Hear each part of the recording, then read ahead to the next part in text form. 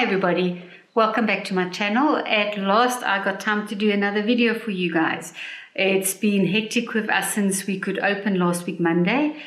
I think everybody was let out of jail because we have never been so busy before. So we're not complaining, it was great. It's just that I didn't have a lot of other time to do the videos and all that. We were busy getting ready for our online course that we're doing. So I must apologize. I am a bit late with this video. I had all intentions for it to go up this weekend, but that just didn't happen. So I've got to plan my time better. I've got to, now that I'm doing videos, I really have to plan. So at least with this new camera, last night I did a video for our online course. At least I can work a bit at night as well because the lighting is so much better. So this week I just wanted to do another tips video with you. I just felt that about every second week I would just love to share some tips with you, things that I do when I'm sewing. Like I always mention, there is so many ways of doing something. There's not just one technique, but I'm going to share with you that what I've been using over the years. I've just sort of found what I like. It's all about deciding what works for you, and I'm just sharing what's working for me. So maybe you can use it, try it, see if it works for you. That would be great. So this week's tips video that I wanted to share is all about your feedogs what I do with my feedogs when I drop my feedogs. A lot of people don't even know they've got feedogs on their sewing machine. So we sometimes, when we do a class and we tell people just drop your feedogs, they've got no idea what we're talking about. So I'm just doing a bit of a chat with you about it, and then I will go to my sewing machine and I will just show you two techniques there as well. Now, if you're a quilter, obviously, and you're free quilting, you know how to work with your feedogs, to drop your feedogs. But I find a lot of dressmakers don't actually use that function on their machine. And for me, I sew on buttons with it. If I'm working with thinner fabric, I don't reverse stitch. I drop my feedogs and I do a knotting stitch. So I'm just going to show you how that works today so that you can also do it. Now, at first when I started sewing, I always sat for hours just trying to do, sew on buttons. Okay, now I'm exaggerating, not really hours, but you know how long it can take if you've made a shirt and you're busy and you're sewing on the buttons and all that. And then I found that with my sewing machine, I can actually sew my buttons on and it's more secure than when I'm doing hand sewing. Also, like my husband's shirts and that, sometimes it just gets a little thread, and as soon as you pull that thread, that whole button just comes undone.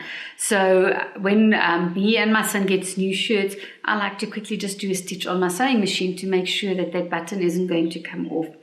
Now, what we do when we do our buttons, on some of our machines, we drop our feedogs. We've got a button sew on stitch on our machines.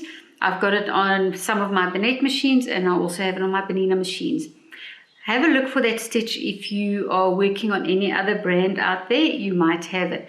If you don't, then all you're going to do, you're going to choose a zigzag stitch, and you're going to go to about a 4 width on your zigzag stitch. You're going to test it, but in the industry, and I've got a couple of size buttons here, I just want to show you.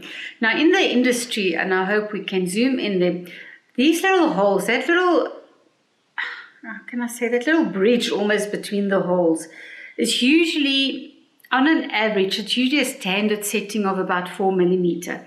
So you're going to go to your zigzag stitch, you're going to choose your stitch width at 4, but you have to turn the flywheel. Don't just go ahead and think, now I can sew. You've got to turn and make sure that the needle goes into each hole without it touching or hitting the button. I've actually brought quite a couple of buttons out just to show you. So all of them, on an average, it will give you the same clearing between the buttons that you can work on. So that's what I would do. I would go set it. I'll drop my feedogs, take my zigzag stitch, go to 4F, or if it's a preset stitch on your machine, also just test it. And my machine had it a little bit different, so I actually put my machine onto a 4 stitch width, and I could save it in my memory. So every time that I do sew on buttons, that is my setting that it will switch on for me, and then I can fine tune a little bit from there. So I'm going to show you how to do that. Another thing is, on your machine you should be able to get a button sew on foot. Now on our bonnettes and even our Ninas that we had, and our Berninas, there is a button sew on foot, and all it does, it is just got a bit of a shorter, I don't know, how can I mention it? The foot itself is shorter and it's got a bit of a rubbery covering so that it presses the button down and that your button won't be moving. I unfortunately will be showing you today where I do it with my normal sewing presser foot, because I left my button sew on foot. I was demonstrating it last week to someone and I left the button, the presser foot at the shop. So I'm just going to make do with what I've got. But you know what, if it's going to be a technique that you're going to use, I'm going to suggest that you invest in a button sew on foot for yourself. It's just going to make your life so much easier when you're going to do it. The next technique that I do with dropping my feed dogs is when I work with very soft knits and I work with chiffon or georgette, you know, all those really fine fabrics, even the super soft fabrics that we're now getting in our fabric shops here. So when you reverse stitch usually on that fabric, it's either going to pull your fabric down into the stitch plate, or you might find that it just puckers together. You might have this beautiful stitching all the way to the end of your stitching and you reverse stitch and all of a sudden it almost just pulls it for you. So I don't ever reverse stitch on my knits or on my really soft fabrics. I like to drop my feed dogs and I'll do about 5 or 6 stitches. Because the fabric is not moving and it's doing those stitches in one spot, it actually knots the thread for me at the bottom of the fabric, and then that will secure my seam so that I don't have the seam pulling open when I'm sewing again. Also, one thing with those soft fabrics as well, remember that you need a smaller size needle and you also need a shorter stitch length. You would go to about a 2 stitch length. I am going to do a chat to you with you guys on the next video, where I just wanted to talk about needles, threads and stitch length and what settings you need for your different fabrics. So that will be my next video that I'm going to do with you. But for now, I'm just going to go and show you how I sew on my button and how I knot my fabric when I'm going to be working with those super soft fabrics, and how to drop your feed dogs. Okay, so now I'm in front of my machine, so I'm going to show you. This is my feed dogs. These are, it's like little teeth that grips the fabric. It's working in a small little circular motion and it grips the fabric and it pulls it through to the back so that my fabric feeds evenly when I'm sewing. Now, when I drop my feed dogs, and you will see, I'm going to drop them and you could actually see them dropping down. Now they're not on top. So if I'm doing this on my stitch plate, I'm not catching any of those feed dogs. So it can't catch the fabric and pull it through to the back. So when I'm doing this, there's no movement of my fabric, and that is what I'm going to be using now to show you when I'm going to sew on my button. So I'm just going to put on one of my feet. This is my number 20 foot, which is definitely not for sewing on buttons, but I wanted the open toe so that I can show you how it's going to work. And I'm just putting this color button there so that it's darker against the fabric. So all I'm going to do, I'm going to bring it down, and like I said, when you've got the button sew on foot, that is absolutely the perfect foot to have for this. But I've set it on there, so I am now on my stitch, which is my button sew on stitch that I've got on my machine. And like I mentioned before, I like to test it. I really find that a 4 stitch width is so much better. So what you're going to do, don't just start sewing. Make sure it's going into the hole, and then when I'm going to turn it, this one will do a bit of a knotting stitch for me because it is my button sew on stitch, and there you go, and I'm going on to that side. So now I know it's secure. It's not going to hit my button. My feed dogs are down, so it's not going to move my fabric, and all I'm going to do, I'm just doing my stitch.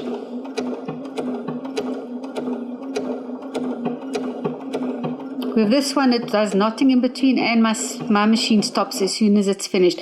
If you're using your zigzag, just do it a couple of times. Make sure that it is nice and secure. Now I'm going to just lift it. I'm just going to pull it through and just cut it here at the back. I'm just going to show you. I'm just going to do one more now on the front part there. So again, I'm just dropping it down. I'm making sure that I'm positioning it correctly. I'm going to again make sure it's going in on the left side. I'm making sure this one again, it's doing a bit of a knotting. I'm making sure it's going in on the right side. I can see I've just got to move it a little bit. Oh, let's just lift this needle a little bit, just a little bit.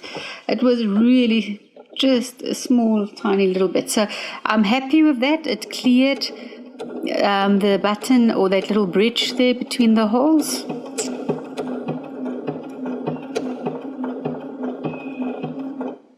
And my machine automatically stops again as I'm going to be finishing because it already did a knotting for me. Okay, so now I just want to cut my threads and then I'm going to come back so that you can have a look at that. So now if I put it there, you will see, and I'm going to try and lift it there, you will actually see that I've sewn on there. Some people will still pull the thread to the back, but mine is knotted so many times that it's not going to come loose. And believe me, I've been doing it for years. I've never had one of these buttons come off. The nice thing with the Bernina foot, though, that I did want to mention, it's got a little pin on that's also sticking out that I can move the pin slightly up. So that thread will be sewing over the pin. So my button can almost pull a little bit away from the fabric as if I've got a small shank. I don't know if you remember years ago we used to put a toothpick or a matchstick underneath sometimes and sew over that so that you've just got that bit of a lift so that the button isn't so tight onto the fabric. So that is what we've got with the Bernina foot. It's got that little pin that I can adjust when I'm going to be sewing. Now the next thing that I'm going to do, my feed hooks are still down. I just wanted to show you, and I'm just going to change to go to my normal foot. Remember, if you're working with your softer fabric, I just wanted to show you here, I've got a 9mm opening on my stitch plate. My machine can do 9mm stitches. So I would always, if I'm working with that soft fabric, I would definitely go to my straight stitch plate, and I might even, if it's really super soft or very fine chiffon, I might even go to my straight stitch foot as well. For demonstrating here, I'm just doing it on a piece of fabric just to show you the knotting stitch that I'm going to be doing. So I'm still dropped with my feed hooks. I'm going to do about 6 stitches. Now what I'm going to do, I can just start sewing, but can you see my thread is still there? I'm someone that really prefer to have my thread just at the bottom, so I'm just going to drop my needle quickly, bring it up just so that I can grip my thread and just bring it through to the bottom. Alright, so there we go. I'm ready to start sewing. Now you'll see again, I'm going to do about 6 stitches, 5 or 6 stitches. Oops, I'm still on that stitch. Okay, let's go straight stitch. Okay, so I've knotted now. I'm going to show you the knot now. Now I can bring my feed hooks out. Now you're going to see it's going to start pulling my fabric. There we go. It activated. And now it's sewing. When I get to the end of my seam, all I'm going to do is drop my feed hooks. You can actually see that it's dropped. And I do my 5 or 6 stitches. Alright, so there I've now knotted. I'm going to pull it out here and I'm going to show you at the back. Let me just cut my thread away just to show you what it's going to look like. Okay, just a second there. I'm working on the black thread, which is very dark on this fabric, but I thought that, well, that's going to be the best. Sorry, I'm cutting threads here just so that it looks a bit neat when I'm showing it to you. I've got a thing about threads hanging around. I always cut my threads. So now I'm going to just put it there. So can you see at this part, I didn't cut it too short so you can see. Can you see there? I've got a knot there and I've got a knot over there. I'm going to try and lift it. So, oops, let's see. It's not really working, but you should be able to see that. So I've actually got my knots there. And that is more than enough to secure my softer fabric. So it didn't pull it down into my stitch plate, and it didn't pucker my fabric because there's no forward-backward movement with that soft fabric. My fabric was standing at one spot, and I actually just knotted it with doing those stitches in one spot. So that is my 2 techniques for dressmakers that I use with my feed hook drop. Alright, so I'm back in my garage again, and I've just shown you those 2 techniques. I hope that you can maybe use those 2 techniques. try it. If you haven't sewn buttons on with your machine yet, I'm telling you, just go try it. It makes your life so much easier when you're sewing and putting on your buttons. I think I've mentioned everything that I wanted to mention to you. All of you know that I've started turning the garage into my little workspace that I'm working with. So I did get today, I'll show you just now, but I did get myself a little bit of a room divider, and I even got a mirror that hooks over the one side of the room divider, so that if we're sewing here and if Cynthia and Annie comes through and we're busy designing, we've got a nice mirror hanging there as well. I think I'm getting to a stage where I really feel I want more of the garage. I really think the gym area could be a bit smaller. I'm actually looking behind the camera at the gym there, and I'm like, it can be smaller. They don't need all that space. I'm here more hours than what they are. They come in once a day and for an hour and they exercise, and I'm like, I think I'm here longer than you. So the person that's got the use of the garage the longest, it belongs to them. So let's see what the guys think. I don't think they're going to be very happy if they see this on YouTube tonight. So, but I'm settling in here. I must be honest, our house is so cold. We've got one of those older houses and we've got pressed ceilings and that. And it's just cold in the house. Here in the garage, I've got the sliding doors there. I've got sliding doors there. So I've got sun coming in all the time. So it's so nice and warm here. So I tend to be more outside working on my patterns now than what I used to do inside the house. So one of these days, who knows, I'm going to have this whole area. So let's see. But in any case, I hope you guys have got a great week ahead of you, and I hope that you stay warm. Winter is really coming very fast at the moment. I can feel it. So just stay warm, stay safe, and then I'll speak to you again with the next video when we talk about needles. Thank you. Bye-bye.